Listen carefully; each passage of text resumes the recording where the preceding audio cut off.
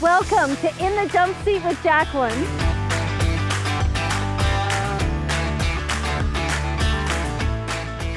In this series, we're going to meet the founder of a nonprofit organization. We're going to tour a bee farm, we're going to prepare some food with a world-class chef, and we're going to meet the owner of a small boutique right here in Okotoks, Alberta. So buckle your seatbelt and join me in the Jumpseat. Hi, welcome to this episode of In the Jumpseat with Jacqueline. I'm so excited for you to get to meet Chef Jordan Shane. She's the owner of Modern Catering, located in Okotoks, Alberta. She's the only female Canadian Gold Seal chef, and I can't wait for you to meet her.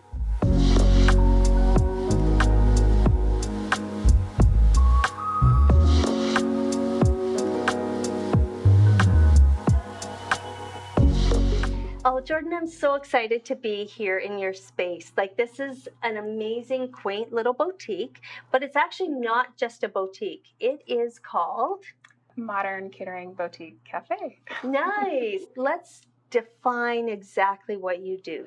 So I started out in French pastry and found it was too structured for me. Oh, okay. It was kind of like my own personal torture, just waiting for everything to work out perfectly. And I fell away from that after a couple of years and then became a chef instead, which I love. I love the tangible aspects of being a chef. I love being able to touch things, the smell, mainly touching them.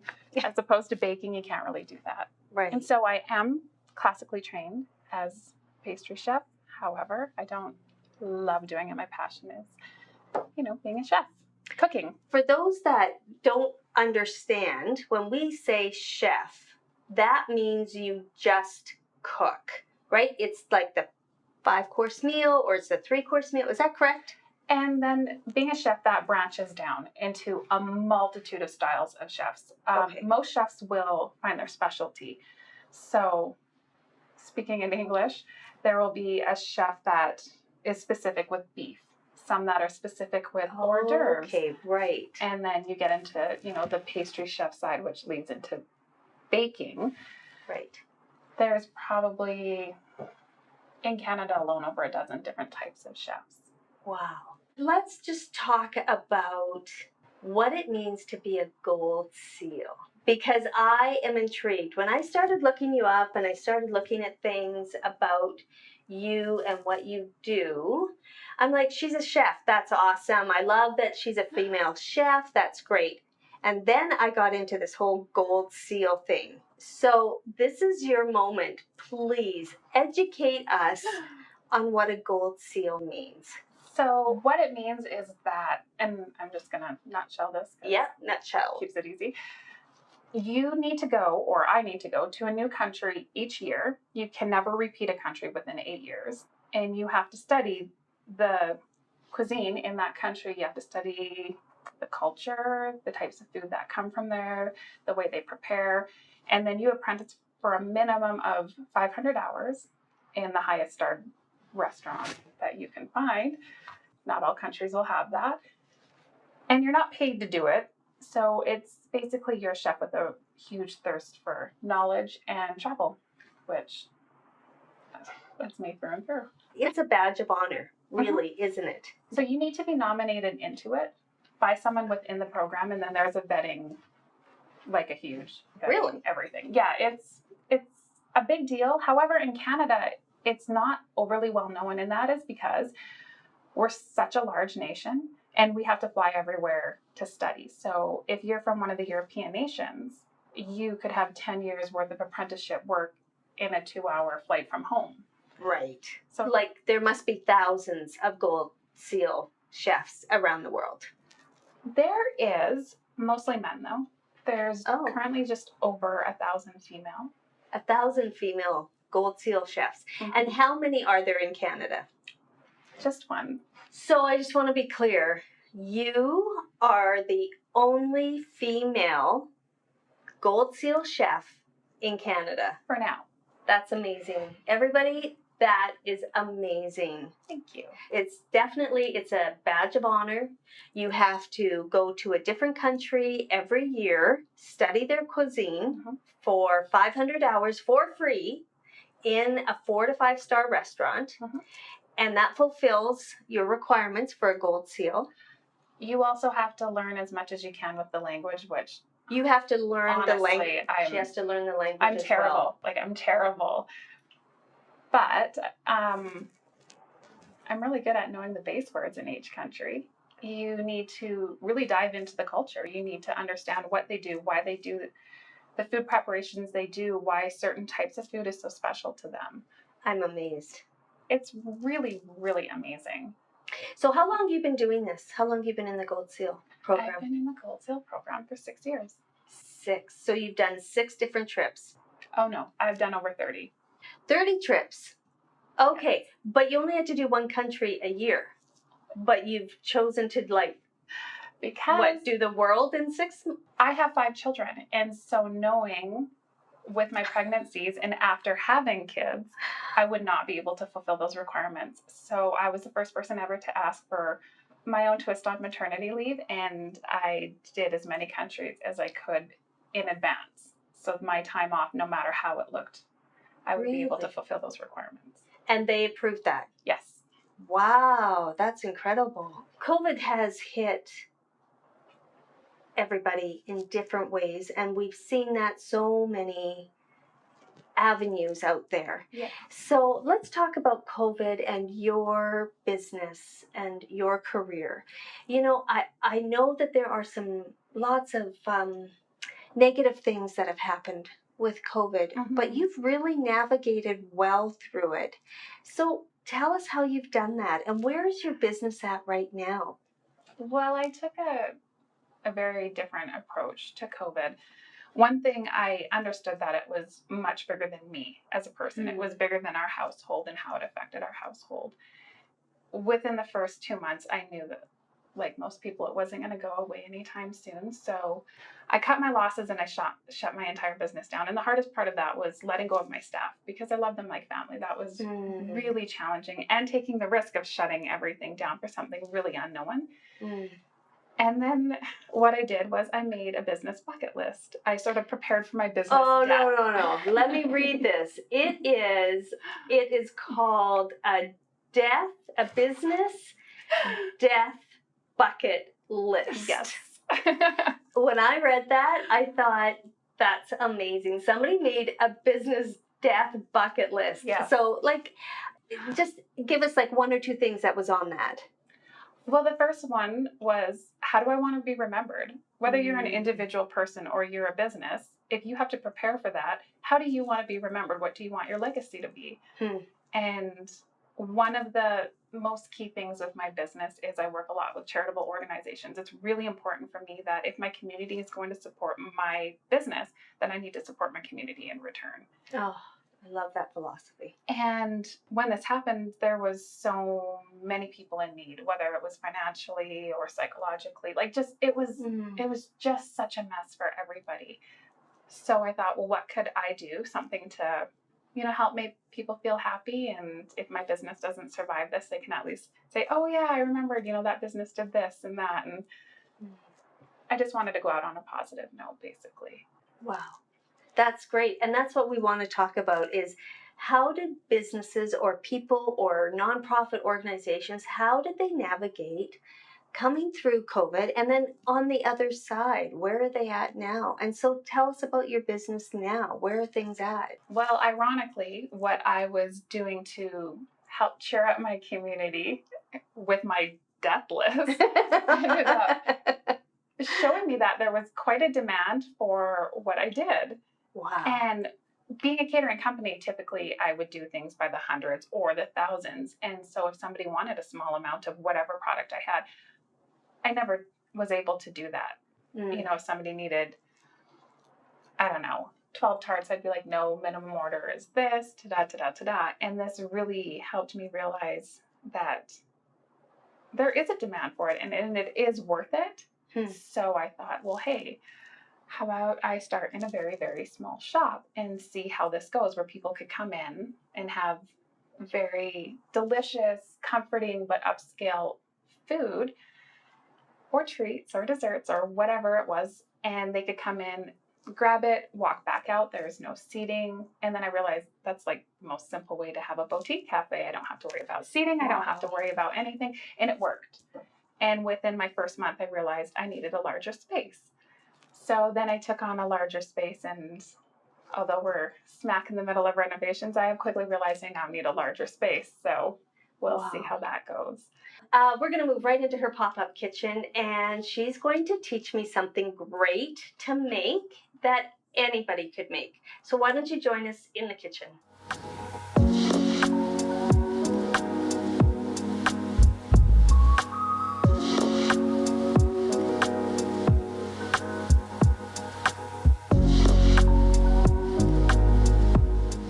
So thanks, Jordan. I'm so excited. This all looks really amazing. I wish you could smell the garlic and lemon, because we could smell it coming up the stairs. Well, you know, Jordan, let's just dive right in, because I'm really excited to learn something that looks really great and edible from Chef Jordan Shane from Modern Catering, you can tell. And she is located in Okotoks, Alberta. And let's not forget, one more time, this is the first female Gold Seal chef in Canada. Is that correct? Yes. Great. I don't want to get that wrong, because, guys, this is really a big deal. It's a big deal to have a chef of your caliber in the little town of Okotoks, Alberta. So you need to check her out on Instagram and Facebook. So let's dive right in. What are we making? Okay. So I spent a long time, like minutes, almost an hour, thinking about what we were going to do today. And I had all these ideas of grandeur. Okay. And I realized, being a Gold Seal, which means I'm constantly thriving for education, I would be doing you a disservice if I wasn't actually teaching you something. So I'm going to be your culinary dance mom today. And I am scared. I am going to show you how to elevate simple things that you would have at home and make at home, whether it's for a date night or if you're entertaining. Because we want to have date nights. Oh, yeah. So you had mentioned you're a little leery of the kitchen. Yeah, you know, like, I mean, obviously we're still, you know, surviving, but I mean, I just like to, once I would just like to impress my husband, just once. So I'm excited about pansies. So a lot of people know that you can eat pansies, and I think you can just go out to the garden and get a pansy and put it on your salad and eat it. Is that accurate? No, super giant, no. Oh, okay. Okay, so don't do that. Don't do that. On the seed, if it's coated, which most of them are, it's growing from a chemical. So you want to get an organic seed. The Niagara region is really great at producing them. Or if you see wild ones, which I don't know if you really find those in Alberta. Wild ones are great too. However, you're not just going to go to a local store, buy some seeds, plant them, and eat them. Or just eat them from a basket either. So we might have just saved a life. You're welcome. Thank you. We might have just saved your life. Okay, so what are we going to make? Because I'm excited. Let's just jump in, because I am really hungry, because I want to eat like all of this separately, but we're going to put it together. So we're going to do an elevated hummus. I love hummus. So hummus is like one of my favorite things, and it's so healthy. Hummus is really healthy for you. In TV land, it's already made. Oh, you're my favorite, because I have tried to make hummus at home. It doesn't taste like the stuff that I buy. Well, it shouldn't. Okay. It should taste better. Come on. I find it a little bit of work. Hummus isn't a little bit of work, is it? Yeah, I do. I see, again, that's like where I'm at in the kitchen. We're going to like carry on this conversation later. Okay, sounds great. That's really where you're at in the kitchen. Listen, if the recipe has 3 pictures and 5 steps, that is my boundary. Anything more, I'm out. You know what? You're already killing it. You're doing great already. Like, statistically, there has to be one person in the world that can't cook, Mom. But everybody can. Okay. It's just not everybody wants to. Just like everyone can build a house, not everybody wants to. Some people can't measure to save a life. Whatever.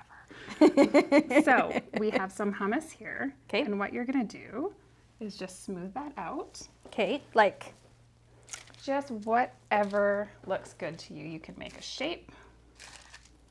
I'm just going to use a random tool. And you don't want it too big because you're going to put stuff on it. So that looks perfect. she's really gracious. Okay, what's And next? then I'll take this from you. Oh, okay, yeah, thanks. Okay, so typically what you'll find is whether at home or you go to the supermarket to pick some up or someone's house, it's very circa 2003, like companies coming. There'll be like some celery, some cucumber, which is great. It's a healthy alternative, but there's simple ways to elevate it Okay. to make it look like it's professionally done. Fantastic. Even if everything's store-bought, doesn't matter. Great. So, what color kind of draws you in? Well, I like the tomatoes. I like the blackberries. I like this, whatever this is. That's a radish sprout. Okay, so start with some tomatoes. So I'm going to do it with you, but you're going to do your So I'm just gonna own. like Yes, just just like grab them. like just grab. Oh, okay. Yeah. Okay, I sanitized first. I just want you to know that. Okay, where am I putting? Anywhere you Like want. right And there is into? no right or wrong. She says that, but I don't know how true it This is. is true. Okay. It's about artistic flair. How I do it and how you do it, there really isn't a wrong or right. Okay, so grab the thing that you like next. So for me, I'm just going to grab a piece of baguette. I'm going to put mine there. Well, that sounds like fun. Okay, I'll put Okay. mine right here. And now I'm going to pick up my pace so you don't copy me and you do your own thing. Okay. And you all do right. anything you want. And you can put lots, you can put a little. And this is called a farmer's hummus. Well, you have like I have all like. Oh, I like these. These are really fun. Like, so do you get to like sample things like to make sure that they're edible? Well, in my home, yes, but for work. Oh, that no, would that's a no-no, eh? You know what, be I a did little that questionable. once. I did that once when I was doing like a thing for somebody else, and I would just like, yeah, I want you to know that she quickly told me, hey, do you want this to eat instead? And I was like, okay, I totally got it. Oh, it went like that, huh? It did. Hey, I'm going to use these. No, we're not using these, yes? Okay. Yes. You just think of it as play. You're finger painting. Simple. Just keep it simple. You're not Okay. making a masterpiece, you're finger painting. Okay, And well, I that like way these. everyone can feel like they do it. Listen, if I can do it, anybody can do it. Seriously. My mom tried to teach me in the kitchen, and it just didn't really go very well. I learned most of my stuff that I do know once I got married, my poor husband. That's why he's so thin. I'm just saying, the poor guy.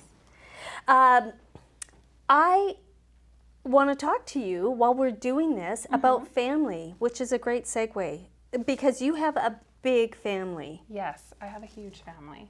I come from a big family, and then I have 5 children of my own. Glutton for punishment. Okay, so you have 5 of your own, and they range like Yes. 15 to A year and a half. you're crazy. So I'm navigating, you know, my son having a girlfriend and my daughter not biting people. It's a really cool time to be alive. Just I don't know how I got so lucky. Oh my goodness, that's so funny. Well, I also know something. Well, that just looks so much better. Look at, like, how Yours does looks yours great. look nice? It does. Okay, I'll tell you a trick. Yeah. Okay, I need a trick You because want this a is crazy. layer. Well, I did. Look, I put the corn on top of the Well, cucumber. No, we're not feeding one person. Oh, okay. Date night. So Oh, you're that's gonna right. layer it. And you're going to give it a little dimension, and suddenly, Hey, look at that. That looks better. So I probably don't want to do that though. Do I? you can do anything you want. I know you keep saying that, and yet yours looks so much nicer than mine. Yours looks beautiful, and you just keep giving it Well, dimension. you know what I think is really amazing is we're standing here with